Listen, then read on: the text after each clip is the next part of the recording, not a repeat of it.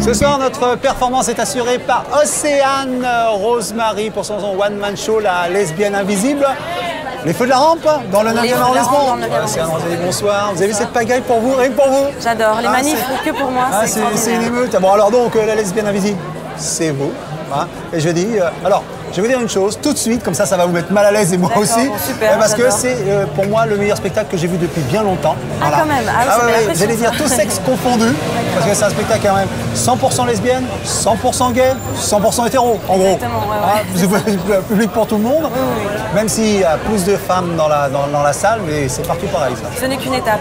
Ce n'est qu'une étape. Alors on sent le combat. Oui, parce que, mine de rien, il y a quand même dans ce spectacle, dont on va parler, une volonté militante, quand même, hein, enfin militante, on va dire une envie de parler de ça, en tout cas, qui est venue assez naturellement, parce que c'était mon histoire, et que voilà, j'ai envie de faire rire les gens avec ça, de changer un peu les préjugés que les gens peuvent avoir, les clichés dans la tête de la camionneuse, voilà. Ouais, on les voit, mais vous les évitez pas, les clichés. Hein. Mais c'est vrai qu'il y a plus de personnages hétéros, finalement, dans le spectacle, puisque je parle beaucoup de la réaction des hétéros, femmes et hommes, les gros nounours, quoi. Les hétéros allumeuses. Tout le monde y passe, finalement. Oui, parce qu'il y a toutes les étapes, c'est-à-dire c'est un peu un parcours initiatique. Depuis qu'on est toute petite, où on est un petit peu travaillé, on ne sait pas par quoi. Et grâce à Barbie, on apprend plein de choses. Grâce à Barbie. Hein, faut reconnaître que Barbie a beaucoup d'importance dans Barbie est en fait militante sans le savoir, avec ses grands cheveux. Alors, vous dites quand même dans le spectacle ou quand on vous interroge, vous n'avez pas souffert d'homophobie, vous, en ce qui vous concerne? Non, franchement, j'ai été très privilégiée dans un milieu vraiment très cool par rapport à ça.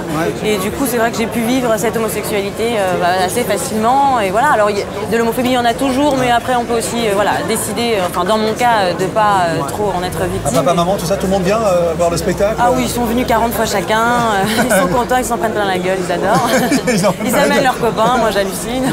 Oui, parce qu'il y a une maman comme ça, un petit peu comme ça, qui essaie de comprendre ce qui se passe. Je parle un peu de cul aussi, la première fois que papa est venu, j'étais un peu gênée, mais finalement, ça va, très cool. C'est peut-être plus dur de parler devant son papa de oui, devant ses parents, c'est pas... Mais enfin, ils sont pas trop coincés, donc ça va. Alors, comment c'est reçu? Parce que je sais que peut-être vous auriez aimé rencontrer un peu plus jeune une Océane Rosemary qui vous aurait aidé, peut-être. En fait, c'est comme ça que j'en suis venue à faire ce spectacle. Je me dis, mais c'est dingue, toutes les lesbiennes du PAF qu'on connaît et qu'on ne citera pas ce soir, sont planquées.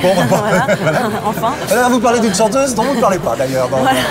Des chanteuses, enfin les gens connus, souvent les femmes connues lesbiennes, le disent pas trop, enfin à part. Vous reprochez, franchement, vous dites qu'elles ne font pas leur boulot, elles n'êtes pas celles qui sont embarrassées. Que le problème, c'est que quand on ne le dit pas, sous prétexte de ça ne regarde que moi, c'est ma vie privée, en fait, c'est quand même une forme d'homophobie qui est intégrée, quoi. C'est-à-dire qu'on a tellement peur de les réactions qu'on préfère ne rien dire.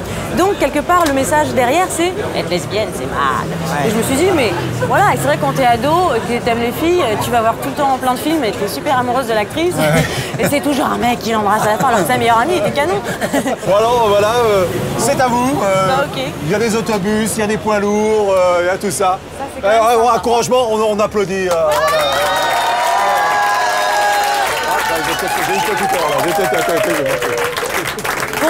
Bonsoir à toutes et à tous. Donc, comme je l'expliquais, je suis Océane Rosemary, une lesbienne invisible. Alors, une lesbienne invisible, pourquoi?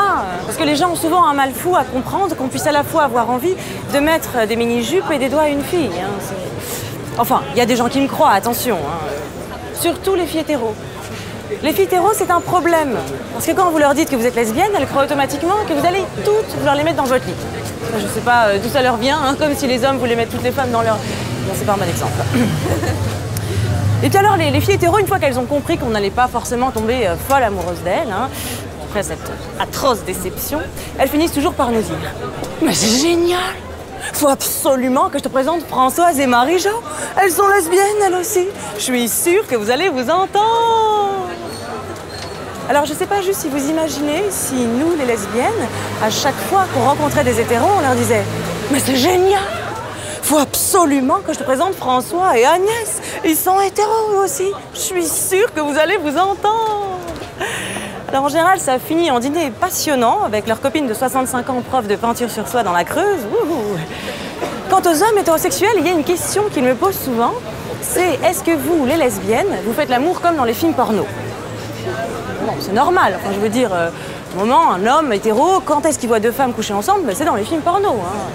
Et dans les films porno, les filles entre elles, qu'est-ce qu'elles font? Elles s'excitent, elle s'allume en poussant de petits gémissements queenif. Mais ça, c'est seulement pour mieux préparer l'entrée triomphante de Strogoff. Strogoff, les talons slaves avec son rôti de bœuf entre les jambes. Strogoff, qui pour l'instant répare torse nu le moteur d'une Porsche Carrera couvert de cambouis et de sueur. Mais Strogoff ne va pas tarder à venir rejoindre les deux gourmandes lascives, Eva et Mathilda, qui se titillent depuis maintenant bientôt 3 quarts d'heure le bout des seins et du clitoris en poussant leurs petits gémissements queenifs. Et elles n'en peuvent plus, Eva et Mathilda. Elles sont très excitées. Oh oui, on est très excités. Mais elles ne savent pas comment se faire jouir. Ben non, on ne sait pas comment se faire jouir. Et c'est pour ça qu'elles attendent Strogoff et son gros engin, qu'ils viennent enfin les libérer de cette folle excitation dont elles ne savent que faire. Au moins, Strogoff, ils stoppent leurs gémissements queenifs. Suce-moi la bite, salope. Je vais te défoncer le cul, grosse pute. Pour que tu m'aimes encore. Pour que tu m'aimes encore.